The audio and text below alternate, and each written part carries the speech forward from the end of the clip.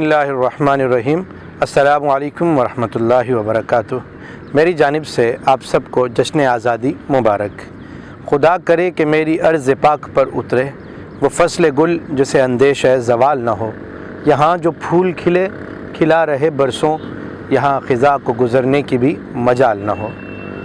14 اگست 1947 کو اللہ عز و جل نے پاکستان ہمیں عطا کیا۔ پاکستان ایک عظیم الشان اللہ عز و جل کی نعمت ہے۔ پاکستان کی آزادی کے لیے قائد اعظم محمد علی جناح اور ان کے رفقا نے، اور خصوصیت کے ساتھ مسلمانوں کے جذبہ آزادی نے ہمیں ایک عظیم ملک عطا کیا۔ یہ ملک جس کی بنیاد لا الہ الا اللہ اور دستور محمد الرسول اللہ تھا، جسے قرآن و سنت کی پرچار کے لیے اور اسلام پر عمل کی مکمل آزادی کے لیے ہماری ماؤں نے، بہنوں نے اور ہماری بیٹیوں نے اور ہمارے بزرگوں نے قربانیاں دے کر اسے حاصل کیا۔ یہ عظیم الشان ملک اللہ عز و جل کی عنایتوں میں سے ایک بہترین عنایت ہے، جسے اللہ عز و جل نے بے پناہ صلاحیتوں سے نوازا ہے۔ یہ قائد اعظم محمد علی جناح کی کوششوں کا نتیجہ ہے، یہ علامہ اقبال کا خواب ہے، یہ ہمارے علماء کے خوابوں کی تعبیر ہے، جس کے لیے بے پناہ قربانیاں دی گئیں۔ اس آزادی کو ہم ایک اللہ کے شکرانے کے طور پر منائیں، نہ کہ ڈھول باجے اور کسی قسم کی لغویات کا ماحول بنا کر۔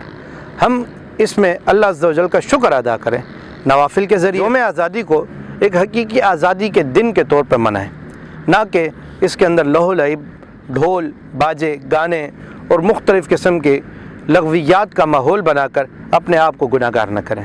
بلکہ ہمارا ملک جس طرح کلائمیٹ چینج کا شکار ہے اور موسمیاتی تبدیلیوں کے تغیر میں آیا ہوا ہے، تو ہمیں چاہیں کہ ہم اپنے ملک کو سنواریں، ایک پودا لگا کر اور اسے درخت بنانے میں اپنا کردار ادا کریں، اور اس ملک کے اندر اپنا کردار ادا کریں۔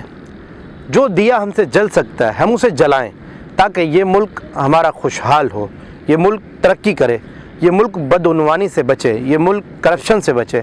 اور ہم اللہ عز و جل سے دعا گو ہیں کہ یا اللہ، جس طرح تو نے ہمیں قائد اعظم محمد علی جناح کی صورت میں ایک عظیم لیڈر عطا کیا، جس نے غلامی سے نجات دی، جس نے ہمیں انگریزوں سے نجات دلائی، جس نے ہمیں ہندو بنیے کا غلام بنانے سے بچایا، تو ہمیں موجودہ حالات کے اندر بھی ایک ایسا حکمران عطا فرما جو صلاح الدین ایوبی کی تلوار ہو، جو حضرت عمر فاروق کی للکار ہو، اور حضرت علی المرتضیٰ رضی اللہ تعالیٰ عنہ کی شجاعت کا حامل ہو، تاکہ یہ ملک ایک مرتبہ پھر سے دنیا کے نقشے پر ایک ابھرتا ہوا ملک نظر آئے۔ یہ ملک ایک مرتبہ پھر فلسطین کے بچوں کی آواز بنے، یہ ملک ایک مرتبہ پھر سے کشمیر کی ماؤں کی صدا بنے، یہاں کا اٹھنے والا ہر جوان پاکستان اور اسلام کے لیے اپنی جانیں قربان کرنے والا بنے۔